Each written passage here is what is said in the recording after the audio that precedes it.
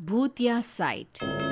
विक्रम अभी अभी engineering complete करके नौकरी की तलाश में होता है। तभी उसे एक जॉब का ऑफर आता है और उसे कॉल आता है। Hello, am I talking to Vikram? Yes sir, मैं एक कंस्ट्रक्शन कंपनी से बोल रहा हूँ।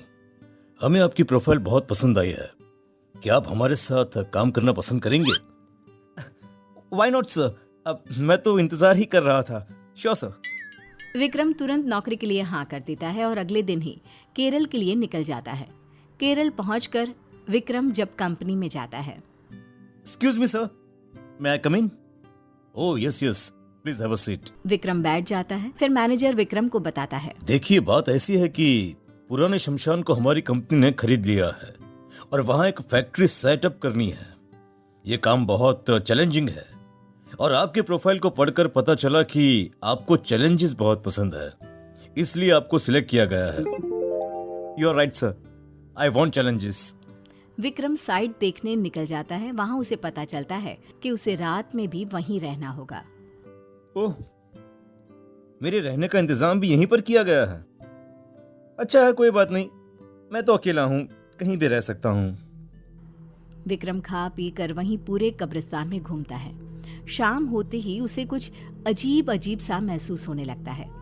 वहां उसके साथ प्रमोद और कुछ लेबर भी रहते हैं। वो उनसे कहता है, यहाँ बहुत नेगेटिविटी लग रही है मुझे।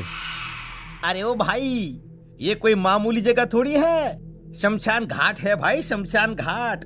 पता नहीं ये कंपनी वालों को ऐसा क्या सूझा जो ऐसी जगह पसंद कर ली। अरे भाई, डरने का क्या इसमें है? इसमें डरने जैसी कोई बात नहीं है। जिस पे ऊपर वाले का हाथ हो उसके साथ कुछ नहीं हो सकता है। अरे मालूम होता है कि मजबूत दिल वाले हो तुम, हैं भाई? मुझे तो इस जगह से ही डर लगता है। पापी पेट के लिए ये सब करना पड़ता है और कुछ नहीं। प्रमोद और विक्रम एक ही कमरे में सोते हैं और 4-5 लेबर उनके ठीक बगल के कमरे में सोते हैं। ये नींद तो मुझे आ नहीं रही है। चलो जरा जाकर देखता हूँ कि यहाँ पर लोग इतना डरते क्यों हैं। ऐसा क्या है इस जगह में? विक्रम उठकर कमरे से बाहर निकलता है तो उसे किसी के रोने की आवाज सुनाई देने लगती है। रोने की आवाज से उसका मन विचलित हो जाता है और बहुत ढूंढने पर भी उसे वहां कोई दिखाई नहीं देता। वो भागते हुए लेबरों के कमरे में जाता है। यहाँ पर सब कुछ सही है, सब सो रहे हैं, फिर ये किसके रोने की आवाज थी? विक्रम कमरे से बाहर आता है। तब एक काली बिल्ली उसे घूरती रहती है और भागकर एक पेड़ पर बैठ जाती है और म्याऊं म्याऊं करने लगती है। फिर विक्रम को उसी पेड़ पर एक औरत दिखाई देती है। बिल्ली उस औरत की गोद में जाकर बैठ जाती है। देखते ही देखते वो औरत गायब हो जाती है। विक्रम को कुछ समझ में नहीं आता। दिन के 4 बज जाते हैं और विक्रम सो जाता है। अगले दिन वो ये सारी बातें प्रमोद को बताता है। अरे भाई, अरे मैं नहीं रहूंगा यहाँ। अरे नहीं तो मुझे हार्ट अटैक आ जाएगा भैया। अरे यार, मैं हूं ना तेरे साथ, तू अकेला नहीं है।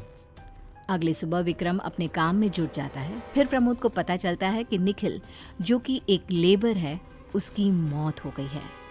वो विक्रम को तुरंत ये खबर देता है। अरे नहीं नहीं विक्रम भैया, पुराने लोग सही कहते हैं। अरे ऐसी जगहों से दूर ही रहना चाहिए। निखिल की मौत हो गई ना, किसी को भी नहीं पता चला वो कैसे मरा। बाकी मजदूरों का कहना है कि यहाँ रूहें घूमती रहती हैं। लेबर लोग बोल रहे थे कि वो लोग यहाँ से चले जाएंगे। जिसको जाना है वो जाए, मैं इन सब में विश्वास नहीं करता हूँ। मैं इस प्रोजेक्ट को पूरा करके ही यहाँ से जाऊंगा। सभी लेबर प्रमोद और विक्रम के साथ निखिल की बॉडी का दाह संस्कार करते हैं। अंतिम संस्कार पूरा होते ही उसी शाम सभी लेबर विक्रम के पास आकर कहते हैं, अब देखिए साहब, ऐसे जोखिम में हम यहाँ पर नहीं रह सकते हैं। कल का सूरज निकलते ही हम सब अपने अपने गांव चले जाएंगे। हाँ। रात को निखिल की मौत से विक्रम को बेचैनी हो जाती है। उसे लगता है मानो कोई उसे आवाज दे रहा हो। वो कमरे से बाहर निकलता है। फिर उसे महसूस होता है कि कोई उसका पीछा कर रहा है। थोड़ी देर चलते हुए उसे ये एहसास हो जाता है कि कोई आत्मा उसके पीछे है। फिर वो उसी जगह पहुंच जाता है जहां उसने निखिल की लाश को आग लगाई थी। थोड़ी ही देर में बहुत सारी आत्माएं उसे घेर कर खड़ी हो जाती हैं। विक्रम अपनी जान बचाने के लिए कमरे की ओर भागता है और पसीने से भर जाता है। फिर बेहोश हो जाता है। अगली सुबह प्रमोद उसे इस हालत में देखकर पूछता है, अरे ओ भाई, अरे तुम फर्श पर क्या कर रहे हो वहां पर? यार मुझे माफ कर दे। तुम लोग सच ही कह रहे हो, आत्माएं होती हैं, हमें कुछ करना होगा। किसी भी तरह हम दोनों को यहां से निकलना होगा, वरना सभी लेबर आज चले जाएंगे और हम दोनों यहां पर अकेले रह जाएंगे। सर, पर ये लेबर नहीं जा रहे हैं, उन्होंने अपना फैसला बदल दिया है। जब मैं नहीं डर रहा तब आप कैसे डर सकते हैं? अरे ऐसी बात नहीं है प्रमोद भाई, तुम मेरी बात समझ ही नहीं रहे हो। कल रात जो हुआ तुम सोच नहीं सकते हो, मैंने किस तरह से खुद को बचाया है। विक्रम सारी बातें प्रमोद को बता देता है।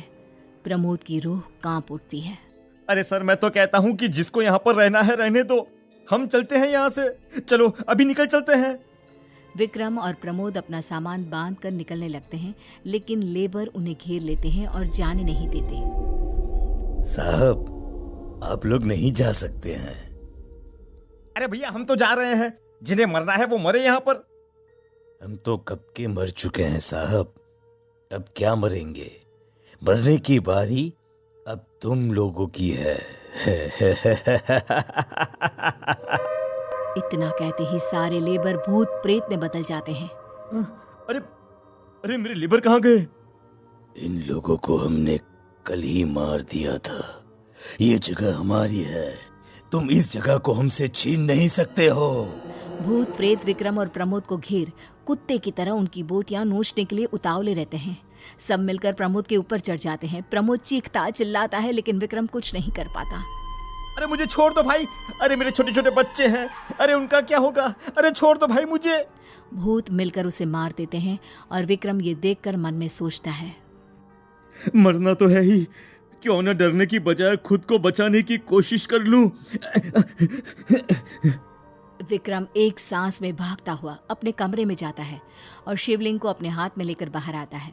शिवलिंग को देखकर पीछे हट जाते हैं। जय महाकाल, अब तुम लोग मेरा कुछ नहीं बिगाड़ सकते हो। भूत प्रेत के राजा मेरे साथ हैं। जय महाकाल। विक्रम स्मशान से बाहर निकलकर भाग जाता है और सीधा मैनेजर के पास जाकर उसे सब कुछ बता देता है। सारी बातें सुनकर कंपनी वाले उस जगह को छोड़ देते हैं, जो वापस एक श्मशान की तरह काम आने लगती है।